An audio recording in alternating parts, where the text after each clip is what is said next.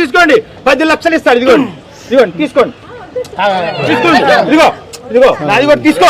నా బిడ్డను తెచ్చి ఇదిగో తీసుకో.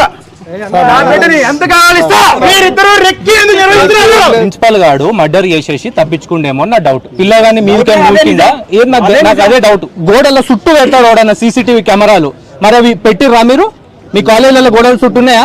మరి ఉంటే లోపలికి బయటకు వచ్చేది ఏమన్నా పిల్లగాని చూపించరా? కిందికి దిగే చూపించారు కానీ బయటికి లోపలికి పోయేది గోడ దుంకే చూపించరా మీరు? చూపించలేదు ఎందుకు? రమేష్ ఆ ప్రిన్సిపల్ పేరు అంటే మిమ్మల్ని రెక్కి పంపించిండు. ఇక్కడ ఉన్నా మార్చి దగ్గర ఉన్నా మేము అలా చేస్తాను. వాడు ఏమన్నా మీ నారాయణ కాలేజీలలో ఎంతమంది స్టూడెంట్స్ ని ఇట్లా ప్లాన్ గా చంపుతున్నారు? ఎందుకంటే మీ ప్రిన్సిపల్ గాడు స్పీకర్ మీద ఉన్నప్పుడు ఇంకా అయిపోలేదా అని క్యాజువల్ గా మాట్లాడుతున్నాడు. అంటే అంత క్యాజువల్ గా ఎంతమందిని చంపారు ఇప్పటి వరకు జర అందరు తెలుసుకుంటారు చెప్పండి.